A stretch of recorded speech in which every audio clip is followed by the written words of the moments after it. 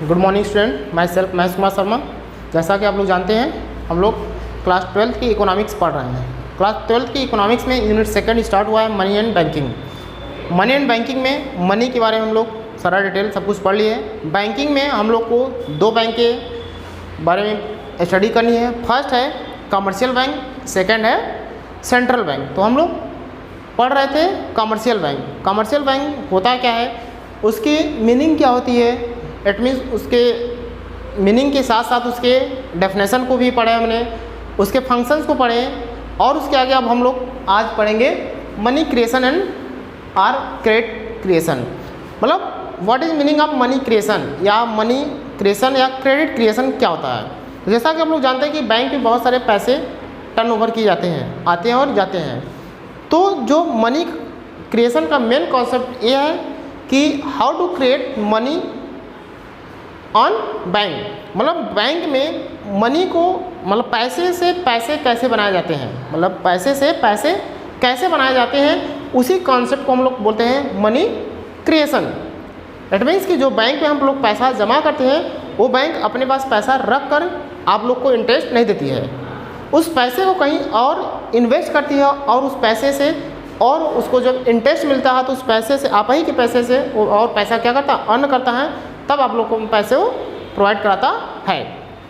तो money creation का एक मेन इम्पॉर्टेंट है कि it is one of the most important activities of commercial bank. एक कमर्शियल बैंक का एक सबसे मोस्ट इम्पॉर्टेंट एक्टिविटीज़ है कि हमको पैसे से पैसे कैसे अर्न करना है, that is called money creation.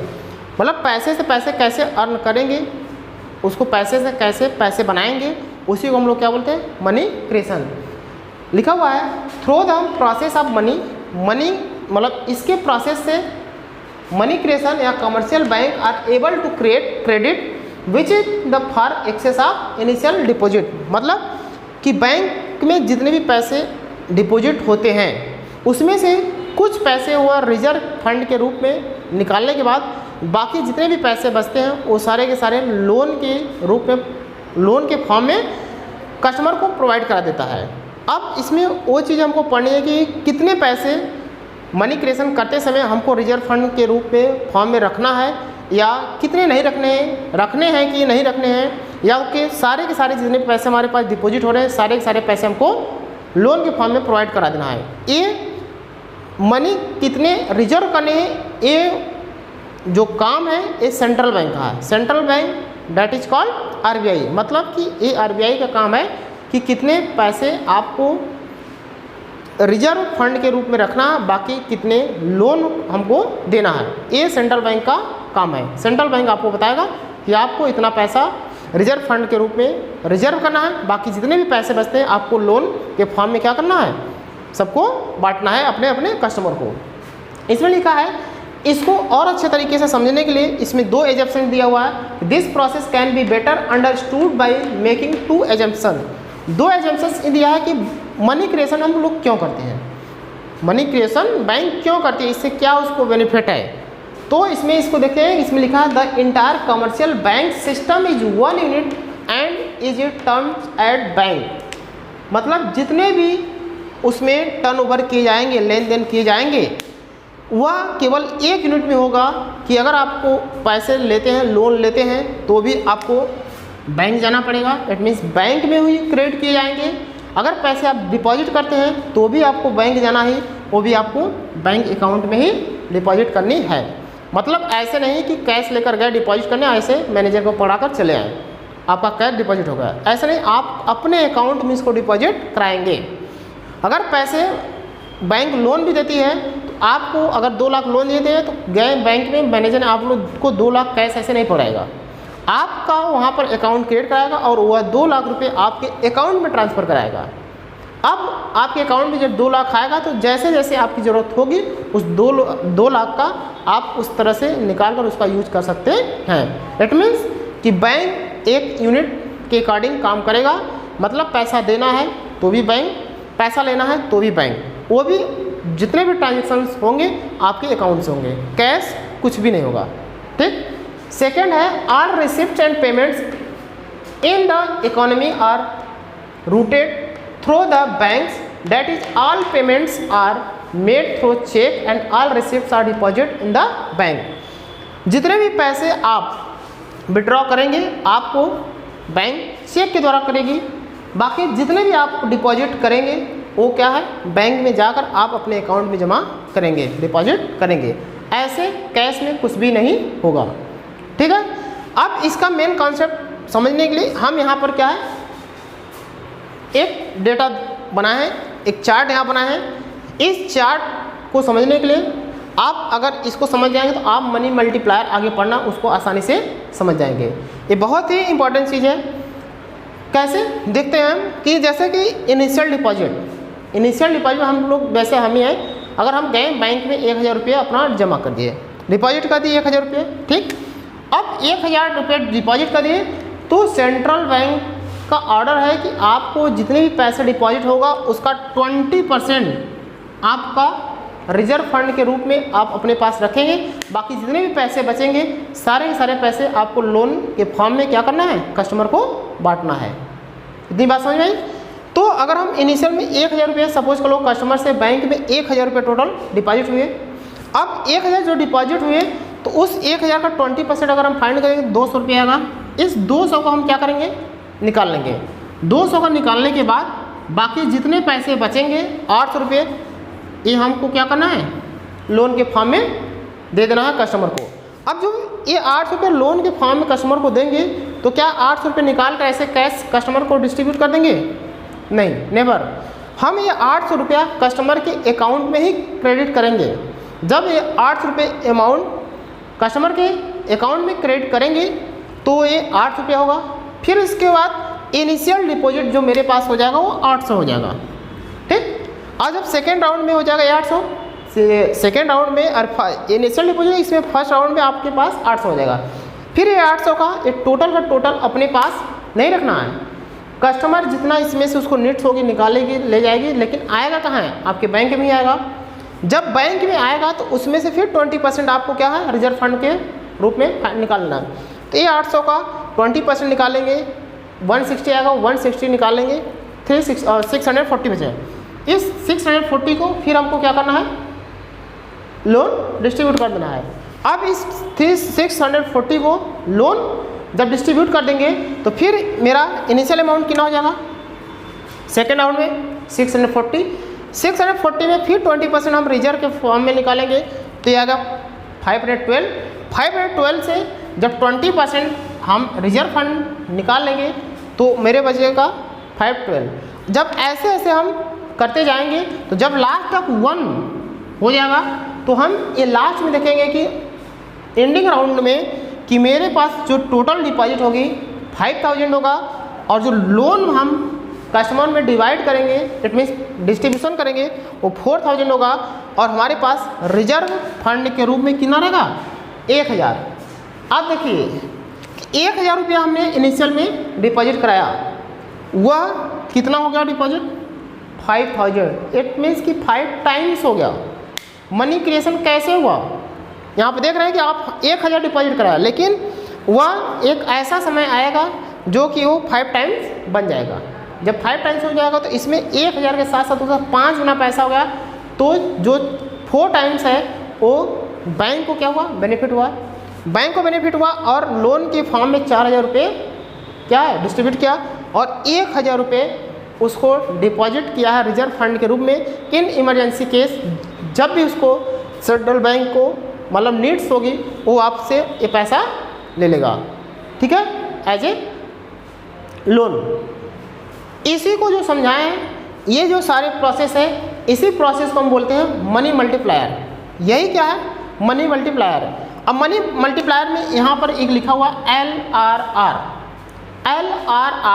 ये सेंट्रल गवर्नमेंट जो होती है, sorry central bank, it means कि RBI जो होती है, LRR क्या होता है कि लीगल, यहाँ पर लिखा हुआ है लीगल रिजर्व रेशियो। यहाँ पर बता दें कि it is legally compulsory for the bank to keep a certain minimum fraction of their deposit are reserve. The fraction is called the legal reserve ratio. इस लीगल रिजर्व रेशियो को हम लोग short form में क्या बोलते हैं, LRR। Legal reserve ratio, ये central bank हमको बताती है कि आपको कितने पैसे अपने रिजर्व फंड में रखना है, बाकी जितने पैसे बचेंगे आपको एज ए लोन क्या करना, डिस्ट्रीब्यूट करना। ये समझ में आएगा कि LRR क्या होता है। LRR इट मीन्स कि legal reserve ratio. Legal reserve ratio एक फंक्शन है किसका, central bank it means RBI का। LRR में ये बताती है सेंट्रल बैंक कि हमको कितने पैसे अपने रिजर्व फंड के फॉर्म में अपने यहाँ रखना है, बाकी जितने भी पैसे बचेंगे वो सारे के सारे पैसे अपने कस्टमर में डिस्ट्रीब्यूट कर देना एज ए लोन। फिर उसके बाद मनी मल्टीप्लायर का यहाँ पर डेफिनेशन लिखा हुआ है। मनी मल्टीप्लायर ये जो सारे प्रोसेस यहाँ पर मैंने बताया कि कैसे कैसे पैसे हमारा इंक्रीमेंट करता है, इंक्रीज करता है। यहाँ पर देख रहे हैं कि 1000 मैंने डिपॉजिट कराया हुआ, कुछ ऐसे समय बाद वो कितना होगा, 5000 होगा। इट मीन्स कि 5 टाइम्स क्या होगा, इंक्रीमेंट हो गया। तो मनी मल्टीप्लायर का डेफिनेशन है यहाँ पर कि money multiplier or deposit multiplier measure the amount of money that the banks are able to create in the form of deposit with every unit of money it keeps as reserve. It keeps as reserve मतलब reserve के form में इतने पैसे हमको reserve करना है। जो deposit money है उस डिपॉजिट मनी का कुछ समय बाद कितने पैसे आपको वहाँ पर रखने हैं और कितने पैसे कस्टमर में डिस्ट्रीब्यूट करनी है। Money multiplier is equal to 1/LRR होता है। इट मीन्स कि मनी मल्टीप्लायर का जो फार्मूला होता है 1/ लीगल रिजर्व रेशियो। जो 1/ लीगल रिजर्व रेशियो है, इस पर क्वेश्चन पूछे जाते हैं। तो हम एक क्वेश्चन आपको सोल्यूशन करके यहाँ दिखाते हैं कि कैसे सोल्यूशन करते हैं।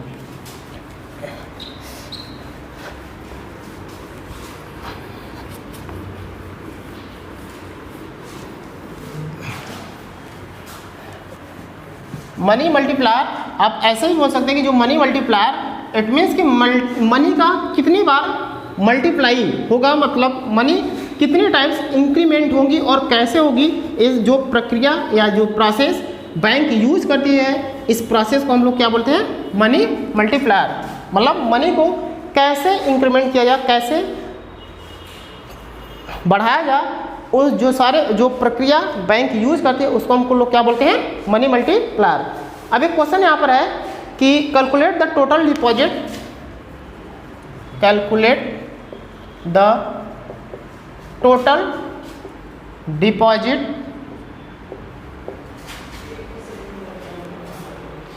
created if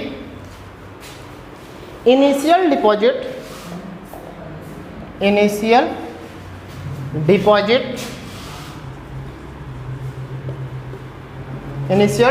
deposit is of rupees 1000 crores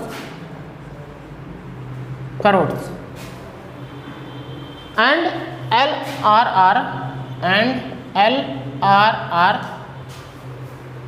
is 12.5%। एक क्वेश्चन है कि हमको क्या फाइंड करना है, calculate the total deposit created if initial deposit of rupees 1000 crore. अगर बैंक में 1000 करोड़ रुपीज डिपॉजिट किया गया है और उसका LRR रेट 12.5% है, तो उसका टोटल डिपॉजिट कितना होगा ये आपको फाइंड आउट करना है। तो आप यहाँ पर अभी पढ़े हैं money multiplier is equal to होता है, money multiplier is equal to 1/LRR। हम यहाँ पे इसको फाइंड आउट करेंगे तो 1/12.5% है। तो अब यहाँ पर LR इक्वल 12.5% है। परसेंटेज अगर हम रिमूव करते हैं तो इसको हो जाएगा 1.12.5 इंटू 1/100। इट मीन्स ये न्यूमरेटर है, ये डिनोमिनेटर है। अब न्यूमरेटर इट मीन्स इस न्यूमरेटर इट मीन्स 1/1 हो गया, इसके अपान हम लिखेंगे ये 12.5/100। जब इसको सोल्यूशन करेंगे तो ये 1/1 इंटू 100/12.5 होगा। और जब 100 में 12.5 का डिवाइड करेंगे तो ये आएगा क्या, 8 आ गया। तो हमको टोटल डिपॉजिट फाइंड करना है, तो total deposit is equal to होता है, total deposit is equal to होता है money multiplier into initial deposit initial deposit.